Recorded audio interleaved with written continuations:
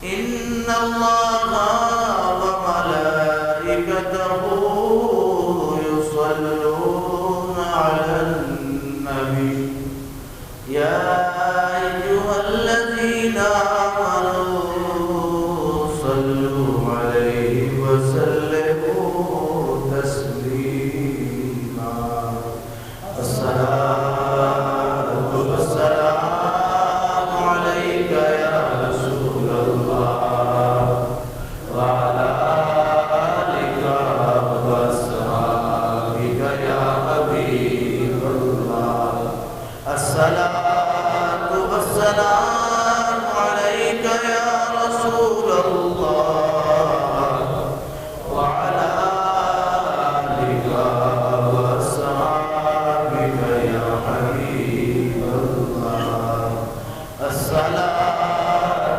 والسلام عليك يا رحمة للعالمين وعلى آلك وأصحابك يا خاتم النبيين بندہ پروردگار امت احمد نبی بندہ پروردگار امت احمد نبی دوست دارے چار یار تابع اولاد علی دوست دارے چار یار تابع اولاد علی مذہب حنفیہ دارم ملت حضرت خلیل خاک پائے غوث اعظم زیر سایہ ہر بری خاک پائے غوث اعظم زیر سایہ ہر بری اور گنج بخش فیض عالم مظہر نور خدا گنج بخش فیض عالم مظہر نور خدا ناک سارا پیر کامل کاملا ناک سارا پیر کامل کاملا اور کی محمد سے وفا تو نے تو ہم تیرے ہیں کی محمد سے وفا تو نے تو ہم تیرے ہیں یہ جہاں چیز ہے کیا لوح قلم تیرے ہیں حمد و ثنا کے بعد میرے تمہاری واجب احترام دوستوں بزرگوں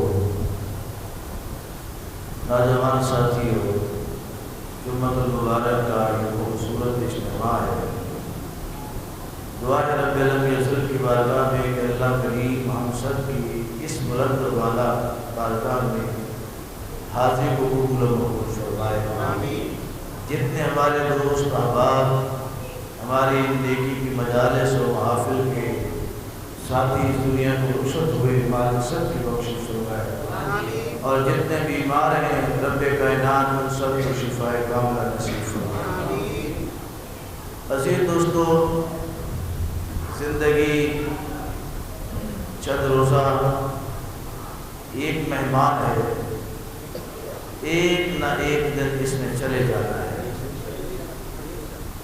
ایک نہ ایک دن اس نے چلے جانا ہے رخصت ہو جانا ہے اس نے کسی کے ساتھ اس نے قیامت تک نہیں رہنا یہ قاعدہ ہے اللہ نے مقرر کر کے اس کو بھیجا ہے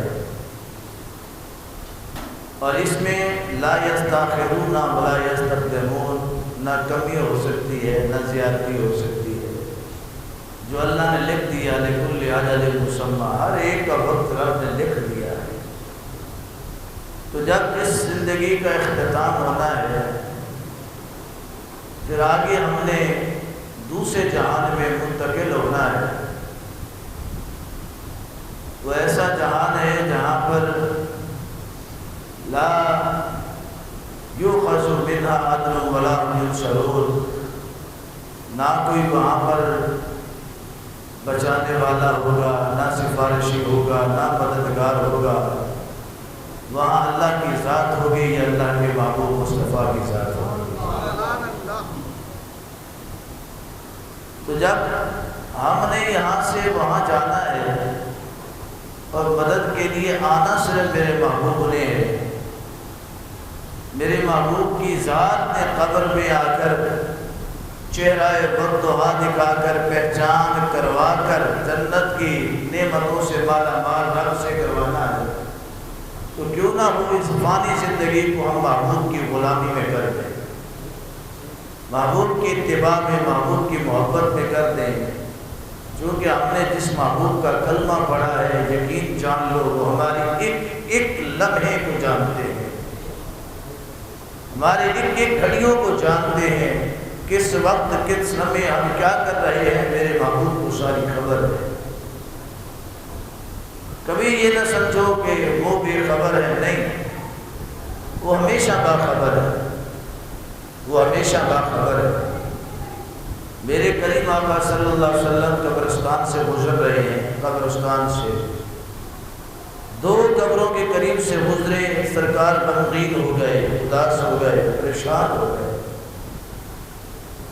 میرے کریم کا پریشان ہونا وجہ سے خالی نہیں ہوتا،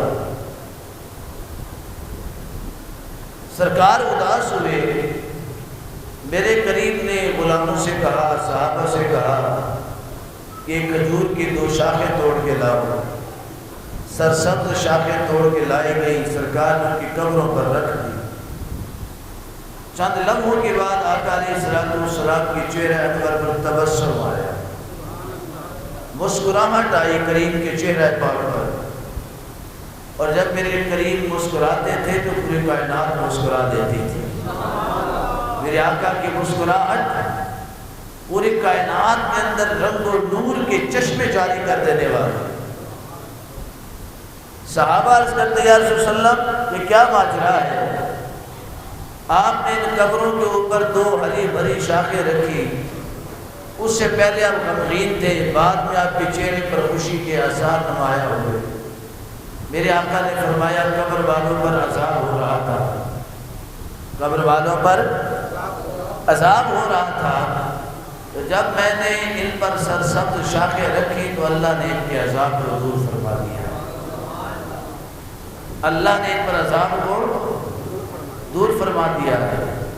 اب صحابہ کرام علیہ رضوان قربان جائیں ان کی شان پر، قربان جائیں صحابہ کی شان پر، قربان جائیں اپنے نبی کے اولاد کی شان پر۔ اور میں اپنے امت کے جوانوں کو یہ درس دیتا ہوں، سبق دیتا ہوں، کبھی بھی صحابہ کی محبت میں اتنے فنا نہ ہو جانا کہ اہل بیت کی گستاخی یا توہین کر بیٹھو۔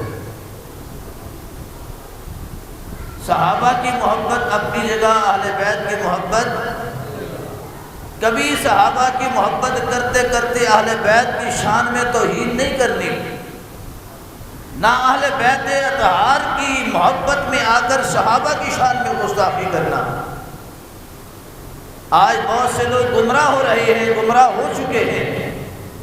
کچھ لوگ صحابہ کی محبت کا بہت زیادہ دم بھرتے ہیں مگر اہل بیت کی توہین کر رہے ہیں۔ کبھی امام حسین کے متعلق باتیں کرتے، امام موسیٰ کاظم کے متعلق کبھی باتیں کرتے ہیں، اور کبھی اہل بیت اطہار کے گھرانے پر کیچڑ اچھالنے کی معاذ اللہ کوشش کرتے ہیں۔ اور کچھ ایسے ہیں جو اہل بیت اطہار کی محبت کا تو دعویٰ کرتے ہیں مگر صحابہ کی عظمت کا انکار کرتے ہیں، اور یہ دونوں جماعتیں جو ہیں یہ جہنمی ہیں۔ صحابہ کی توہین کرنے والا بھی جہنم میں جائے گا، اہل بیت اطہار کی توہین کرنے والا بھی جہنم میں جائے گا، کیونکہ میرے نبی نے جو ترازو، جو وزن دے دیا اس کے آگے کسی کا ترازو نہیں چل سکتا۔ میرے نبی نے جو فیصلہ کر دیا ان کے فیصلے کے آگے کسی کا فیصلہ نہیں ہو سکتا۔ میرے نبی نے جو حکم دے دیا ان کے حکم کے سامنے کسی کا حکم نہیں ہو سکتا۔ کیونکہ رب کہہ رہا ہے فلا وربک لا یؤمنون حتی یحکموک، محبوبہ یہ اس وقت تک مومن نہیں ہو سکتے جب تک کہ تیرے فیصلوں کو تسلیم نہ کر لے۔ قرآن کہہ رہا ہے فلا وربک، رب نے ایسے بات نہیں کی ہے، اللہ نے ایسے بات نہیں کی، میں فلا وربک، محبوبہ مجھے تیرا رب ہونے کی قسم ہے۔ اللہ نے جو بات کی ایسے بات نہیں کی، فلا وربک، یہ نہیں کہا کہ مجھے کائنات کا رب ہونے کی قسم ہے، یہ نہیں کہا کہ فرشتوں کا رب ہونے کی قسم ہے، یہ نہیں کہا کہ جنت کا رب ہونے کی قسم ہے، یہ نہیں کہا کہ کل کائنات کا رب ہونے کی قسم ہے۔ پورا قرآن اٹھا کے دیکھ لو، رب نے کسی جگہ پر کسی بھی دنیا کی چیز کی نسبت کر کے اپنے رب ہونے کا اظہار نہیں کیا ہے، اور جب بھی کیا ہے ذات مصطفیٰ کے رب ہونے کا اظہار کیا ہے۔ تو میں فلا وربک لا یؤمنون، محبوبہ مجھے تیرا رب ہونے کی قسم ہے، محبوبہ مجھے تیرا رب ہونے کی قسم ہے، تیرا رب ہونے کی قسم ہے۔ واللہ، دوسری جگہ واللہ یعصمک من الناس، محبوبہ مجھے اللہ ہونے کی قسم ہے، مجھے اللہ ہونے کی قسم ہے۔ رب نے کسی جگہ پر دنیا کی کسی اور نعمت کے حوالے سے اللہ نے نسبت نہیں دی، قسم نہیں اٹھائی۔ فلا وربک، محبوب میں تیرا رب ہوں، میں جس نے مجھے پہچاننا ہے وہ پہلے تجھے پہچانے گا، جس نے مجھے ماننا ہے پہلے وہ تجھے مانے گا، جس نے میری اطاعت کرنی ہے پہلے وہ تیری اطاعت کرے گا، جس نے میری بات کرنی ہے پہلے وہ تیری بات کرے گا، جس نے میرا ذکر کرنا ہے پہلے وہ تیرا ذکر کرے گا، جس نے میری عبادت کرنی ہے پہلے وہ تجھ سے محبت کرے گا، جس نے میری ذات میں فنا ہونا ہے پہلے محبوبہ تیرے نام پر پھانسی کے پھندوں کو گلے پہ لگانا پڑے گا۔ نعرہ تکبیر، نعرہ رسالت، نعرہ رسالت، تاجدار ختم نبوت، زندہ باد زندہ باد، تاجدار ختم نبوت، زندہ باد زندہ باد۔ نعرہ حیدری۔ میں محبوب پہلے تیری بات ہوگی پھر میری بات ہوگی، پہلے تیری محبت ہوگی پھر میری محبت ہوگی۔ اعتراض کرنے والے نے کہا یہ کیسے ہو سکتا ہے؟ میں نے کہا قرآن پڑھ کے دیکھ لے، رب کہہ رہا ہے من یطع الرسول فقد اطاع اللہ، جس نے میرے محبوب کو چاہا ہے اسی نے مجھے کو چاہا ہے، جس نے میرے رسول کی اطاعت کی ہے اس نے میری اطاعت کی ہے۔ تو رب کائنات نے محبوب کے متعلق کیا فرمایا؟ محبوبہ اس وقت تک کوئی حاکم، کوئی بھی مسلمان نہیں ہو سکتا جب تک تجھے اپنا حاکم تسلیم نہ کر لے، تجھے اپنا حاکم تسلیم۔ حاکم کا مطلب کیا ہے کہ حاکم کے پھر ہر فیصلے کو ماننا بھی ضروری ہے، حاکم کے ہر فیصلے کو ماننا بھی ضروری ہے۔ حکم لگانے والے کو حاکم کہتے ہیں۔ تو اللہ کے محبوب کا حکم کیا ہے؟ اصحابی کالنجوم، میرے صحابہ ستاروں کی طرح، میرے صحابہ ستاروں کی طرح، اقتدیتم و اہتدیتم، تم ان کی پیروی کرو گے تو تمہیں ہدایت ملے گی۔ اقتداء صحابہ لازم ہے، اقتداء صدیق لازم ہے، اقتداء فاروق لازم ہے، اقتداء غنی لازم ہے، اقتداء علی لازم ہے۔ صحابہ کی اقتداء میں رہنے والا ہی ہدایت یافتہ ہو سکتا ہے۔ جو صحابہ کی پیروی اور محبت سے نکل جاتا ہے اس کی اقتداء، اس کی ہدایت کا بھی کوئی اعتبار نہیں ہو سکتا ہے۔ جو صحابہ کی محبت سینے سے نکال دے، صحابہ کی چاہت سینے سے نکال دے، اور تجھے کون کہتا ہے، تجھے کس نے اختیار دیا تو نبی کے صحابہ پر انگلی اٹھائے؟ تیری اوقات و حیثیت کیا ہے؟ اور صحابہ کا دم بھر کر اہل بیت اطہار کی توہین کرنا، ان کی شان میں گستاخی، تجھے پتہ نہیں کہ اہل بیت اطہار کے خون کا تعلق کس کے خون کے ساتھ ہے؟ تو نبی کے پسینے کا مقابلہ نہیں کر سکتا ہے، جو میرے محبوب کے جسم سے بہنے والا پسینہ ہے، میرے محبوب کے جسم سے نکلنے والا پسینہ ہے، تو اس پر سینے کی برابری نہیں کر سکتا تو جو نبی کے سینے پہ لیٹی ہوئی آل ہے تو ان کی برابری کیسے کرے گا؟ میرے آقا کا پسینہ تو یہ ہے کہ جس کی خوشبو مشک و عنبر سے بھی زیادہ، مشک و عنبر سے بھی، ہمیں گرمی کے اندر خوشبو نہ لگائیں تو پسینے سے بدبو آتی ہے، اپنے ہی لباس سے گھن آتی ہے، اپنے ہی جسم سے گھن آتی ہے، بدبو آتی ہے۔ اور جناب ابو ہریرہ رضی اللہ تعالیٰ عنہ قربان جائیں سرکار کے صحابہ کی شان پر جنہوں نے نبی کی تعریف و توصیف کا حق ادا کر دیا ہے، وہ کہتے ہیں گرمی کا مہینہ ہوتا، سخت گرمی کا مہینہ ہوتا، جن گلیوں سے عنبر و مشک کی خوشبو آتی تھی ہم پہچان لیتے تھے مصطفیٰ جان رحمت یہاں سے گزر کے گئے ہیں۔ جہاں سے مشک و عنبر کی خوشبو آتی تھی صحابہ کہتے ہیں ہم پہچان لیتے تھے مصطفیٰ جان رحمت یہاں سے گزر کے گئے، مصطفیٰ جان رحمت یہاں سے۔ وہ صحابہ کرام تو اپنی بچیوں کی شادیاں کرتے تو شادی سے پہلے نبی کی بارگاہ میں آتے، سونا بیٹی کے جہیز کے لیے تحفہ عطا کرتے، کملی والے فرماتے مانگو کیا مانگنا چاہتے ہو؟ وہ دنیا کی دولت کے زر نہیں مانگتے تھے، وہ گاڑی زیور و جواہرات نہیں مانگتے تھے، وہ مکانات و زمین نہیں مانگتے تھے، وہ دنیا کے ٹغے اور دولت نہیں مانگتے تھے۔ صحابہ عرض کرتے تھے یا رسول اللہ صلی اللہ علیہ وسلم یا آپ اپنے قدموں کی خاک دے دیں یا جسم کا پسینہ عطا فرما دیں۔ لبیک لبیک یا رسول لبیک یا رسول اللہ، لبیک لبیک لبیک لبیک لبیک لبیک یا رسول اللہ۔ صحابہ دنیا کے متلاشی نہیں ہو کے آتے تھے، دنیا کی دولت کے متلاشی نہیں ہو کے آتے تھے، عرض کرتے تھے سونا یا قدموں کی خاک دے دے یا جسم پر بہنے والا پسینہ عنایت فرما دے۔ یہ صحابہ کی یہ ان کی خواہش ہوتی تھی۔ ایک یہودی تھا، یہودی اندھا تھا، پدیشی اندھا، آنکھیں نہیں تھی اس کی بیٹی کو خبر ہوئی، اس نے پوری دنیا میں علاج کروایا، دنیا کی ہر دولت اس کے پاس موجود تھی، پوری دنیا میں علاج کروایا اس نے، لیکن کہیں سے اس کو شفا نہ ملی۔ اس کی بیٹی نے سنا کہ وہ نبی آ گئے ہیں، وہ نبی جن کا چرچا ان کے نبی موسیٰ علیہ السلام کرتے گئے ہیں، وہ نبی آ گئے ہیں۔ اور اس بیٹی نے سن رکھا تھا کہ وہ ایسے نبی ہیں، صحابہ کو پیاس لگتی ہے، انگلیاں پیالے میں ڈالتے ہیں تو انگلیوں سے پانی کے چشمے جاری ہو جاتے ہیں، وہ ایسے نبی ہیں اگر قریش مکہ کو پیاس لگتی ہے اونٹوں اور جانوروں کے منڈی کے میلے کے اندر تو نبی اپنی ایڑی کو زمین پر رگڑتے ہیں تو پانی کے چشمے جاری ہو جاتے ہیں۔ وہ ایسے نبی ہیں کہ اگر ان کا لاب دہن کھارے پانی میں چلا جاتا ہے تو پانی میٹھا ہو جاتا ہے، ایک چھوٹے سے سالن کے حصے میں چلا جاتا ہے تو 4000 لوگ اس کھانے کو کھا کر سیراب ہو جاتے ہیں، کھانا پھر بھی ختم نہیں ہوتا ہے، علی کی تاک دکھ جاتی ہے، لاب دہن علی کی آنکھ میں لگتا ہے، آنکھیں روشن ہو جاتے ہیں، قتادہ کی آنکھ نکل جاتی ہے، نبی لاب دہن لگاتے ہیں تو آنکھ دوبارہ روشن ہو جاتی ہے۔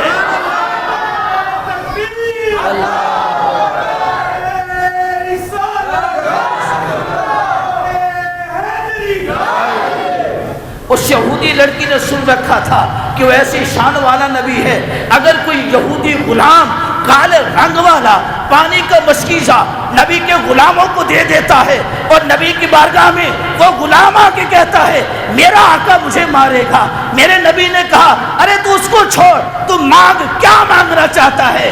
وہ غلام کہتا ہے سونا کالے رنگ کی وجہ سے لوگ مجھ سے نفرت کرتے ہیں، لوگ مجھ سے گھن کھاتے ہیں، لوگ مجھے اپنے قریب نہیں آنے دیتے ہیں، اپنے پاس نہیں بیٹھنے دیتے ہیں۔ نبی چہرے پر ہاتھ پھیرتے ہیں، کالے رنگ والا گورا ہو جاتا ہے۔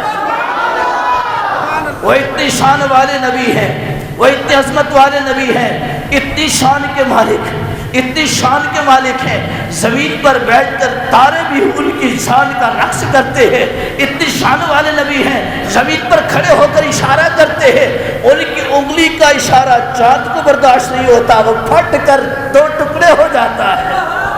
اقتربت للناس حساب، اقتربت الساعة وانشق القمر، ایسی شان والا نبی ہے، ایسی شان والا نبی ہے، چاہے تو دن کے اجالے میں رات کر دیتا ہے، پھر رات کے ستاروں کو طلوع کرتا ہے، پھر ستارے غروب ہوتے چاند کو طلوع کرتا ہے، چاند کے 2 ٹکڑے کروا کر چاند کے ذرے ذرے سے درود و سلام کی صدائیں بلند ہوتی ہے، پھر نبی اشارہ کرتا ہے، چاند ہل جاتا ہے، آسمانوں پر چلا جاتا ہے، پھر وہ رات بھی ختم ہو جاتی ہے، دوپہر کا وقت پھر واپس آ جاتا ہے۔ وہ اتنی شان والا نبی ہے، اتنی عظمت والا نبی ہے۔ یہ جو چاند کے 2 ٹکڑے ہونے کا واقعہ ہے نا، رات کے وقت کا واقعہ نہیں، 14ویں کی رات کا واقعہ نہیں کہ 14ویں کی رات چمک رہی تھی، آسمان پوری توانی پہ تھا، نہیں، یہ عین دوپہر دن کے وقت کا واقعہ ہے۔ یہ اس گھڑی کا واقعہ جس گھڑی میں اپنے نبی کی شان آپ کو بتا رہا ہوں، یہ اس لمحے کا واقعہ جس لمحے میں آپ کو اپنے نبی کی باتیں بتا رہا ہوں۔ عین اسی وقت میں میرے نبی کوہ فاران پر تشریف لے جاتے ہیں۔ آج بھی کوہ فاران کی چوٹی گواہ ہے۔ میں تو جب بھی جاتا ہوں مکہ المکرمہ میں اپنے نبی کے گھر کی زیارت کرتا ہوں، جہاں میرے محبوب آقا کی جلوہ گھری ہوئی ہے، جہاں وہ نبوت کا آفتاب طلوع ہوا، اس گھر کی دہلیز کا بوسہ لیتے ہیں، اور اسی گھر کی پچھلی طرف دیکھو تو کوہ فاران کی چوٹی میرے نبی کی نبوت کا اظہار کر رہی ہے، جس پر میرے نبی نے چاند کے 2 ٹکڑے کیے۔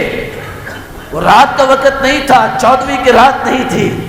جب کافروں نے بات کی نا، میرے نبی نے یہ نہیں کہا انتظار کرو، رات کا انتظار کرو، رات کا انتظارات آئے گی تو پھر بات ہوگی، اور رات کی 14ویں کا انتظار کرو، تب تک میں کچھ مالک سے باتیں بھی کر لوں گا، کوئی عمل بھی کر لوں گا۔ فرمایا نہیں، ابھی کہا ہے تو ابھی لے لو، ابھی کہا ہے، کیونکہ سودے وہاں پر ادھار نہیں ہوتے، نبی کی بارگاہ میں سودے ادھار نہیں ہوتے، وہاں تو نقد و نگد سودا ملتا ہے، وہاں تو نقد و نگد سودا ملتا ہے۔ میرے نبی نے یہ نہیں کہا ٹھہر جاؤ، رات آئے گی، چاند آسمان پہ ہوگا، پھر دیکھیں گے۔ میں نے ابھی کہا، ہاں ابھی کہا، تو میں آؤ میرے ساتھ چلو۔ میرے نبی کوہ فاران پر تشریف لے گئے، عین دوپہر کا وقت، ظہر کی نماز کے بعد کا وقت، کوہ فاران کی چوٹی پر گئے۔ حبیب ابن مالک یمن کا بادشاہ ہے، یمن کا بادشاہ آیا ہوا ہے، اس نے سوال کیا، میرے نبی تشریف لے گئے، آپ نے اشارہ کیا، میرے نبی نے اس انگلی کی قدرت پہ لاکھوں سلام۔ میرے نبی کی ایک انگلی کی یہ طاقت ہے تو 5 انگلیوں کی پوری طاقت کتنی ہوگی؟ 5 انگلیوں کی اتنی طاقت ہے تو میرے نبی کے 5 تن کے گھرانے کی طاقت کتنی ہوگی؟ میرے نبی کی شان تو ورا ہے۔ میرے حبیب تشریف لے جاتے ہیں، سورج چمک رہا ہے، عین سر کے اوپر سورج ہے، میرے محبوب نے اشارہ کیا، سورج کی طرف اشارہ کیا، سورج نے میرے نبی کا چہرہ دیکھا،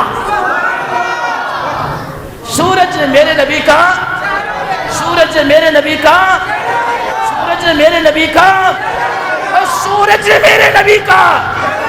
جب سورج نے نبی کا چہرہ دیکھا ہوگا تو سورج کی کیفیت کیا ہوگی؟ وہ سورج کی کیفیت کیا ہوگی؟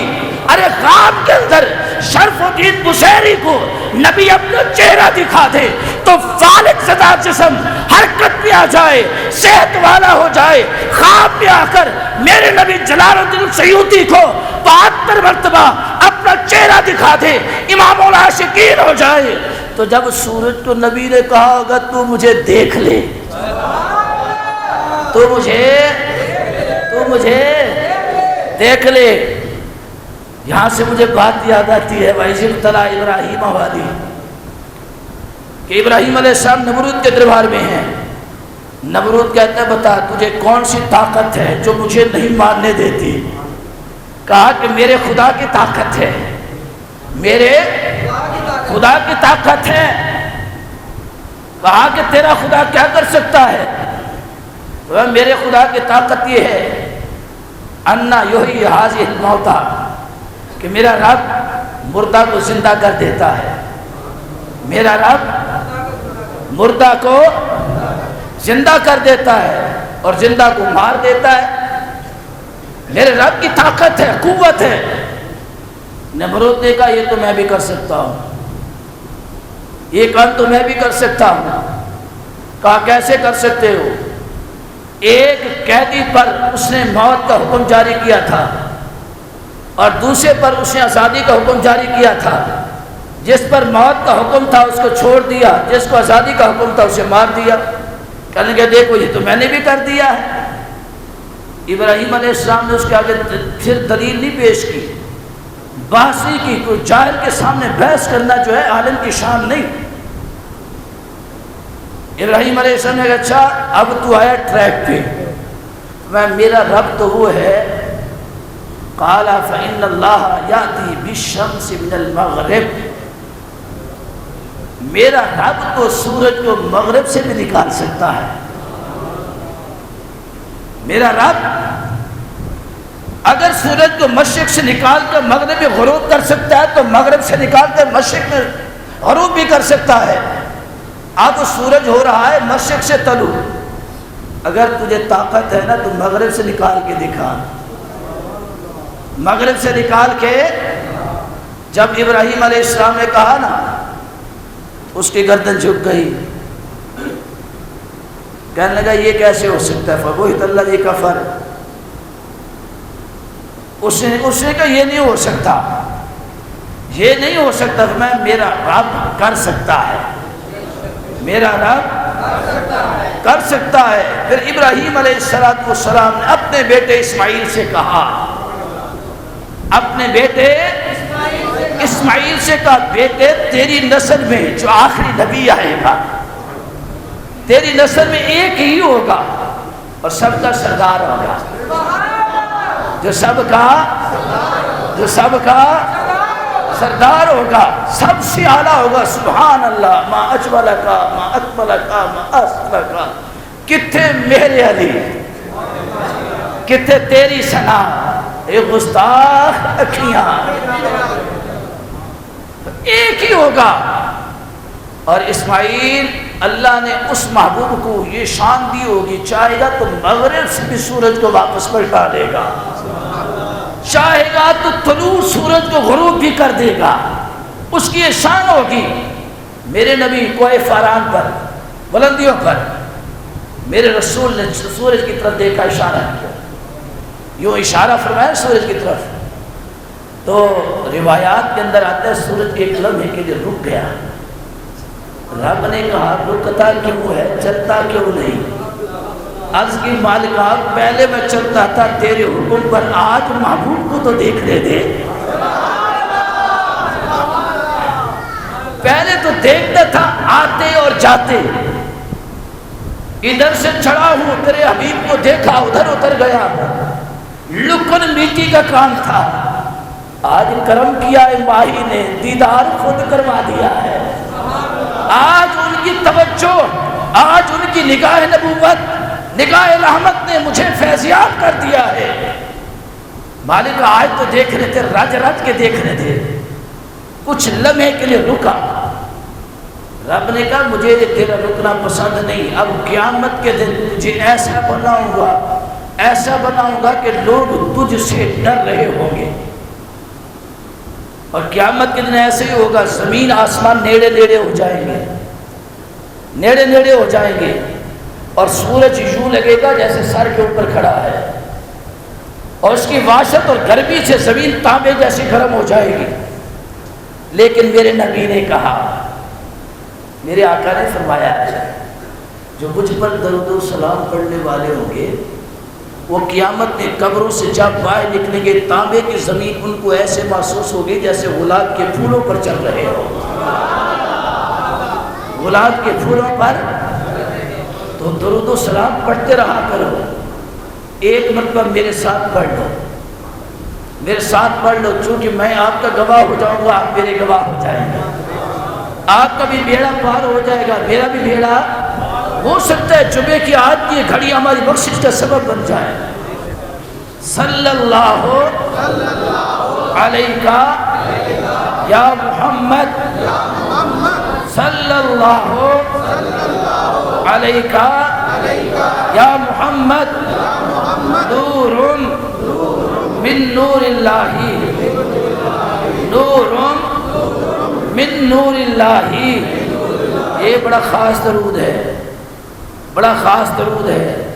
آپ جس کو کثرت سے پڑھنا شروع کر دیں، چند لمحوں میں، چند دنوں میں ماہی اپنا چہرہ بھی دکھا دیتے ہیں، ماہی اپنا مکھڑا بھی دکھا دیتے ہیں.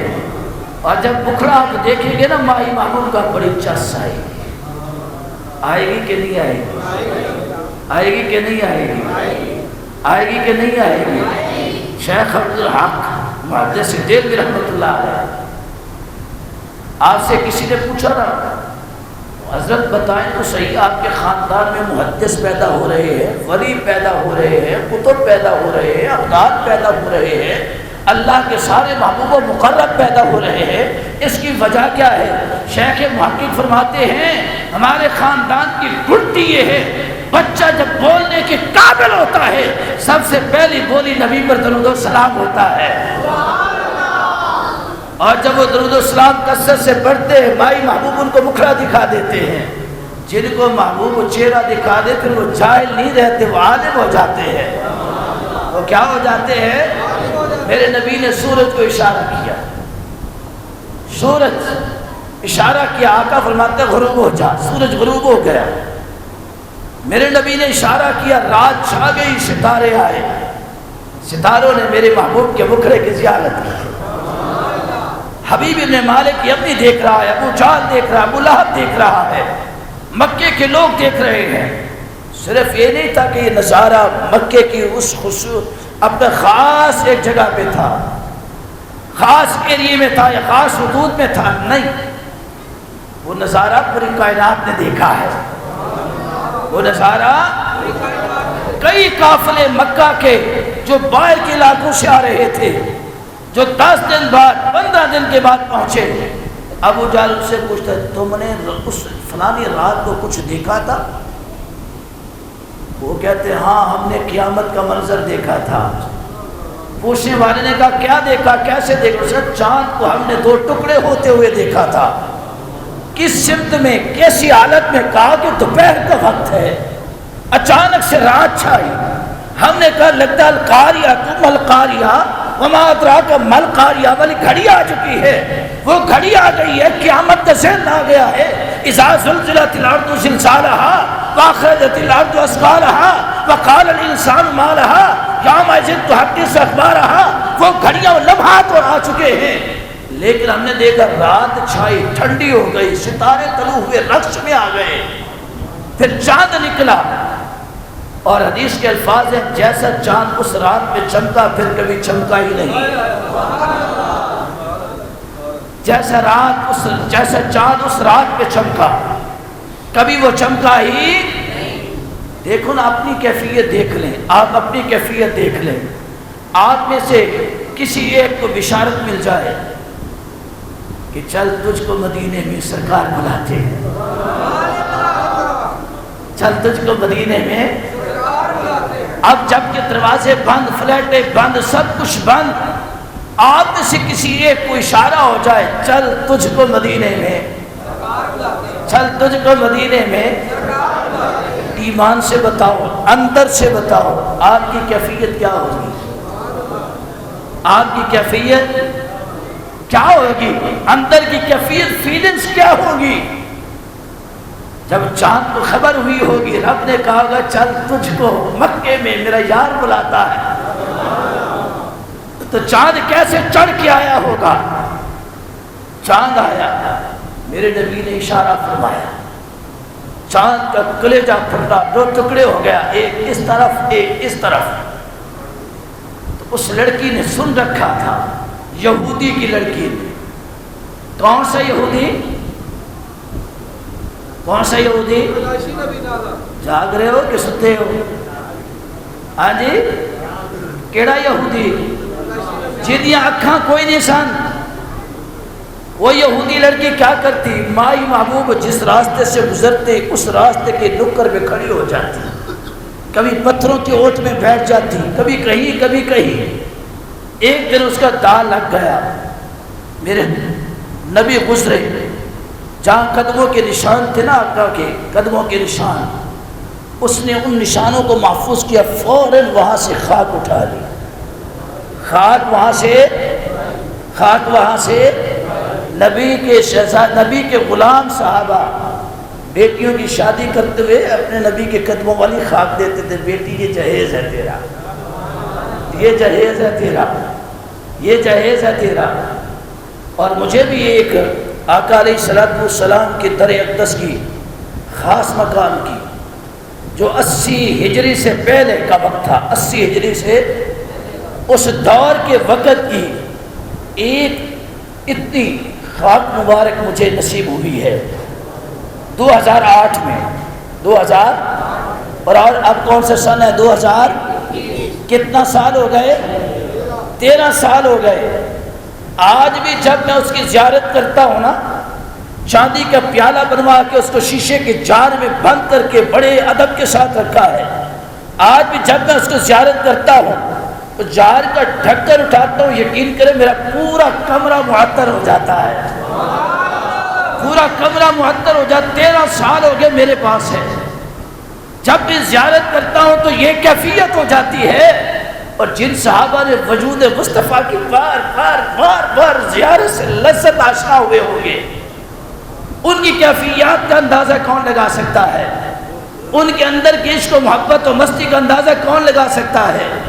یہودی لڑکی نے خاک کو اٹھایا، میرے نبی نے مڑ کے دیکھا اور مسکرائے، میرے نبی مسکرائے۔ جب وہ مسکرا پڑتے ہیں تو کائنات چمک جاتی ہے، روشن ہو جاتی ہے۔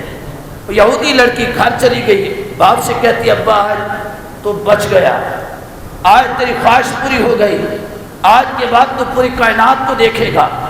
ابھی خاک اندر نہیں گئی، اس نے یہ نہیں کہا تجربہ کر کے دیکھوں، وہ آ گئی تو پھر بتاؤں گی کہ دیکھو کتنی بار۔ اس نے کہا نہیں، اس نے کہا نہیں، اتنے سونے چہرے والا جو ہے، اتنے حسین زلفوں والا جو ہے، علم نشرہ کے سینے والا جو ہے، ید اللہ کے ہاتھوں والا جو ہے، لا اقسم بہذا البلد کی شان کے قدموں والا جو ہے، کل اذن خیر اللہ کی تاثیر کے کانوں والا جو ہے، جن کی لعاب دہن میں اتنی شفا کے قدموں کی خاک میں کتنی شفا ہوگی۔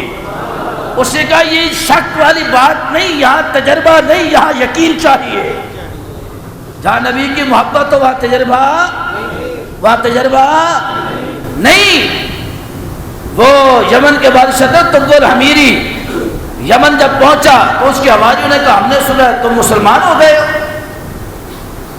اور کب کی بات ہے؟ میرے نبی کے دنیا میں آنے سے 1000 سال پہلے کی بات ہے۔ کتنا عرصہ پہلے؟ کملی والے کائنات میں جلوہ گر نہیں ہوئے آگے، وہ جلوہ گر اور تو کتنا خوش نصیب ہے۔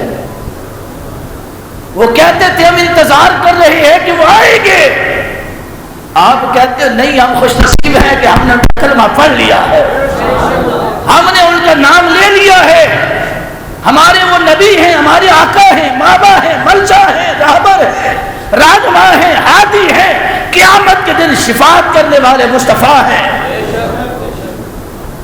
تو اس کو کہا تم اور امیری کو، وہ آگ کی پوجا کرنے والے تھے لوگ، تم کلمہ پڑھا ہے؟ اس نے کلمہ پڑھ لیا ہے، میں تو اسی نبی کا امتی ہوں، میں نے خط لکھ کے اس نبی کے نام کا مدینے میں علماء کو دے آیا کہ جب بھی وہ آئیں گے میرے نام کو پڑھیں گے اور دعا تو فرمائیں گے نا، کرم تو فرمائیں گے نا۔ تو آتش پرست کہتے ہیں کہ نہیں، اپنا مذہب، اپنے آباء و اجداد کا مذہب چھوڑ دیا، اس نے چھوڑ دیا۔ اس نے کہا ہمیں کیسے معلوم کہ سچا ہے یا جھوٹا ہے؟ تو بولا امیری نے کہا جس آگ کو تم پوجا کرتے ہو وہی آگ جلا دو، تم بھی اسی آگ میں چلے جاؤ، میں بھی اسی آگ میں چلے جاتا ہوں، پتہ چل جائے گا سچا کون ہے اور جھوٹ جھوٹا کون ہے، پتہ چل جائے گا۔ عشق دلیل نہیں مانتا، عشق جو ہے وہ عقیدہ رکھتا ہے، پریکٹیکل کر کے دکھاتا ہے۔ جب تم بولا امیری اسی آگ میں گیا تو آگ کی پوجا کرنے والے 1000 برس سے آگ کی پوجا کرنے والے جل کر خاک ہو گئے، تو اوپر امیری جب باہر نکلا نا آنکھ سے، اس کا چہرہ آفتاب سے زیادہ چمک رہا تھا۔ میرے نبی کی محبت پہ دلیل کی ضرورت نہیں ہے، بغیر دلیل کے نبی کا عشق جو ہے وہ کرنا چاہیے۔ یہودی کی لڑکی کہتی ابا آج سے تو پوری کائنات کو دیکھے گا۔ اس نے کہا کون سی دوائی؟ اس نے بڑی اعلیٰ دوائی۔ کہاں کا طبیب ہے؟ کہا کہ ایسا طبیب ہے، اس جیسا کوئی طبیب آ سکتا ہی نہیں ہے۔ اس نے کہا جلدی کرو۔ شلائی کے ساتھ نبی کے قدموں کی خاک اس نے اپنے باپ کی آنکھوں میں لگائی، باپ کی آنکھوں میں لگائی۔ باپ آنکھیں کھول، باپ نے آنکھیں کھولی تو پوری دنیا روشن ہو گئی، پوری دنیا روشن ہو گئی۔ وہ کہتا ہے بتا بیٹی دکھا تو صحیح میرا محسن کون ہے، میں زیارت کرنا چاہتا ہوں۔ کہنے لگے ابا تو ابھی زیارت نہیں کر سکتا، تیری آنکھیں زیارت نہیں کر سکتا۔ نہیں، جس نے آنکھیں دی ہیں ان کی زیارت تو لازم ہے۔ لڑکی نے کہا جس نبی کو تو برا بھلا کہتا ہے اسی نبی کے قدموں کی خاک لائی تھی۔ یہودی نے اس آنکھوں کو ختم کرنے کی کوشش کی، غیب سے آواز آئی آنا یہ میری ماہی محبوب کے قدموں کے خیرات ملی ہے۔ جو نبی کے قدموں کے خیرات ملتی ہے وہ ختم ہو سکتی، وہ ختم ہو سکتی۔ اب میرے نبی کی بات سنو، بات سنو اور اپنے اعمال کو سیدھا کیجیے۔ صحابہ نے پوچھا رسول اللہ آپ کو کیسے خبر؟ آگ لگی ہے قبر کے اندر، فرمایا نبی کی آنکھ ہے، نبی کی آنکھ ہے۔ آپ کا باپ بھی قبر میں دفن ہو تو آپ کو پتہ نہیں اندر کیا ہو رہا ہے، پتہ چلتا ہے کسی کو؟ پتہ چلتا ہے؟ پتہ چلتا تو جائیداد دے بعد چو چکڑے نہ کر دے تسی، جائیداد نیک تی دے کم تے خرچ کر دے، برائی تے خرچ ہے۔ کوشش ہوتی کہ ہم اس کو اچھے عمل پہ اچھے راستے پہ خرچ کریں تاکہ ہمارے باپ کی آخرت اچھی ہو جائے، ماں کی آخرت اچھی ہو جائے، ہماری آخرت اچھی ہو جائے۔ صحابہ اس کہتے سنیں ان کا عذاب کیوں ہو رہا ہے؟ میرے کریم نے یہ نہیں فرمایا کہ یہ تو گزشتہ کی زندگی ہے، یہ تو پاسٹ ہے، یہ تو پاسٹ ہے، پاسٹ کی بات میں نہیں جانتا، پریزنٹ کی بات کر رہے تھے نا آقا۔ آقا فرماتے یہ ماضی کی بات، فرمایا نہیں میں جانتا ہوں۔ یا رسول اللہ صلی اللہ علیہ وسلم کو عذاب کیوں تھا؟ فرمایا ایک کھڑے ہو کر پیشاب کرتا تھا، پیشاب کے قطروں سے جسم کو بچاتا نہیں تھا، اور ایک چغلیاں لگایا کرتا تھا، چغل خور تھا۔ اور یہ باتیں ہمارے اندر تو بڑی عام ہیں، جو میرے نوجوان پینٹ پہنتے ہیں وہ کھڑے ہو کر عموماً پیشاب کر لیتے ہیں، ٹائٹ پینٹ آگے جسم کے ساتھ لگے بیٹھنا ان کے لیے مشکل ہو جاتا ہے نا، کھڑے ہو کے پیشاب کرتے ہیں، چھینٹے پڑتے ہوں گے جسم پر۔ میرے نبی فرماتے ہیں پیشاب کے چھینٹوں سے بچو، کیونکہ جن جسم پر پیشاب کے چھینٹے لگ جاتے ہیں وہ جہنم میں جلا دیے جاتے ہیں۔ دوسرا میں چغل خور تھا، آج یہ بات عام، ادھر کی بات ادھر، ادھر کی ادھر، ادھر سے ادھر لگائی بجھائی تو عام ہو گئی نا۔ پہلے سنتے تھے عورتوں کے اندر ہی چغلی والی بات آ گئی، اب مردوں کے اندر بھی بہت رواج پا گئی۔ آقا فرماتے ہیں برائیوں سے بچو۔ میرے دوست اس حدیث میں جو سبق ملتا ہے نا وہ یہ ہے کہ جو نبی ان قبر میں لیتے ہو کے حال سے واقف ہے وہ تیری اور میرے حال سے بھی واقف ہے، تیرے اور میرے حال سے بھی واقف ہے۔ ایک اور حدیث سنیے، بات مکمل کرتے ہیں، اور یہ جو ابراہیم علیہ السلام کا واقعہ انشاءاللہ اگلے جمعے آپ کو بیان کریں گے۔ آقا فرماتے ہیں قیامت کے دن میرے کچھ ایسے امتی آئیں گے جو اتنی نیکیاں لے کے آئیں گے کہ ان کی نیکیاں پہاڑوں کے برابر ہوں گی، چون نگاہ کر کے ان کو دیکھنا پڑے گا، اتنی بلند نیکیاں ہوں گی، پہاڑوں کے اونچے اونچے پہاڑوں کے برابر۔ اللہ آپ کو لے جائے مکہ المکرمہ، مکہ المکرمہ سے اللہ آپ کو سفر کرائے طیف کا، کدھر کا سفر کرائے؟ طیف کا رب سفر کرائے اماں حلیمہ سعدیہ طیبہ طاہرہ کے شہر کا۔ آپ جب طیف کے سفر میں جائیں تو آپ جب سینٹر میں پہنچیں گے، طیف کے پہاڑ آئیں گے، گاڑی آپ رکوا دے، نیچے کھڑے ہو جائیں، یوں دیکھیں گے گردن یوں کر کے تو اتنے بلند و بالا پہاڑ ہے، بڑے اونچے اونچے پہاڑ ہیں طیف کی وادیوں میں۔ آقا فرماتے ہیں وہ اتنے پہاڑوں کے برابر اونچے اونچے پہاڑوں کا حد نگاہ وہ پہاڑ وسعت والے ہوں گے، اتنی نیکیاں لے کے آئیں گے اللہ کی بارگاہ میں۔ دیکھنے والے کہیں گے یہ تو بڑے نیک لوگ ہیں، متقی ہیں، صالح ہیں، پرہیزگار ہیں. ان کے چہروں پر لکھا ہوگا نمازی، حاجی، سخی، سخاوت کرنے والے، قربانی کرنے والے، صدقہ کرنے والے، خیرات کرنے والے، صلاۃ پڑھنے والے، نفل پڑھنے والے، روزے رکھنے والے، قرآن پڑھنے والے. یہ سارے کے سارے لوگ اللہ کے دربار میں آئیں گے اور فرشتے کہیں گے ان کی بخشش میں اب کوئی شک نہیں، انبیاء کہیں گے ان کی بخشش میں کوئی شک نہیں، اولیاء کہیں گے ان کی بخشش میں کوئی شک نہیں، شہداء کہیں گے ان کی بخشش میں کوئی شک نہیں، صالحین کہیں گے ان کی بخشش میں کوئی شک نہیں. اتنے انبار نیکیوں پہ لے کے آئے.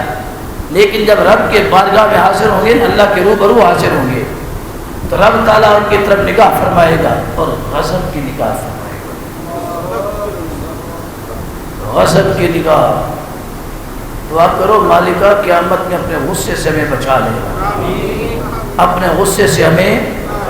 بدو نے کہا یا رسول اللہ کے غصے سے کیسے بچ سکتا ہوں؟ تو میں تو اللہ کے مخلوق پر غصہ نہ کیا کر. سبحان اللہ، سبحان اللہ. اللہ کے مخلوق پر غصہ نہ کیا کر، اللہ تجھے اپنے غصے سے بچا لے گا. اللہ غضب کی نگاہ سے دیکھے گا. اس کے پہاڑوں کے برابر جو نیکیاں ہوں گی آقا فرماتے دھوئیں کی طرح اٹھ جائیں گے، دھوئیں کی طرح اٹھ جائیں گے. بندے کہیں گے مالکہ یہ کیا معاملہ ہے، اتنی نیکیاں کدھر گئی؟ فرمایا یہ وہ نیکیاں میں نے دی جو تم ظاہر کرتے تھے، لوگوں کے سامنے نماز پڑھتے تھے، لوگوں کے سامنے حج کرتے تھے، روزے رکھتے تھے، قرآن پڑھتے تھے، زکاتیں دیتے تھے، صدقہ کرتے تھے، خیرات کرتے تھے، روٹی روزی کمانے کے لیے محنت و مشقت کرتے تھے. مگر جب تم خلوت میں ہوتے، تنہائی میں ہوتے تو تم گناہ بھی کرتے تھے. تنہائی میں بیٹھ کر تم انٹرنیٹ کے دل دادا نوجوانوں اور ٹک ٹاک پر بیٹھ کر اپنی ویڈیو اپلوڈ کرنے والوں اور گانوں کو شیئر کرنے والوں، یہ میرے اور تیرے لیے ہے. تنہائی میں بیٹھ کے موبائل کو اٹھایا، گندی فلمیں دیکھ لی، فاش گانے سن لیے، پھر اپنے گانے آگے شیئر کر لیے، جو بری چیز آگے شیئر کرتے رہے. رب کے حبیب فرماتے ہیں جو تنہائی میں بیٹھ کے تم گناہ کرتے تھے، اللہ ان گناہوں کے سبب تمہاری ظاہر کی ساری عبادت کو ظاہر فرما دے گا. خلوت میں تنہائی میں بیٹھ کر کبھی یہ نہ سمجھنا کہ ہم تنہا بیٹھے ہمیں دیکھنے والا کوئی نہیں. جہاں کوئی بھی نہیں دیکھتا ہے وہاں اللہ دیکھ رہا ہے، وہاں اللہ. اس ایک بات کو ذہن نشین کر لو کہ میرا ہر لمحہ میرے خدا سے پوشیدہ، اللہ سے پوشیدہ. یقین کرو آپ گناہوں سے بچ جائیں گے. آپ گناہوں سے اللہ کی بارگاہ میں دعا ہے اللہ عمل صالح کی توفیق عطا فرمائے.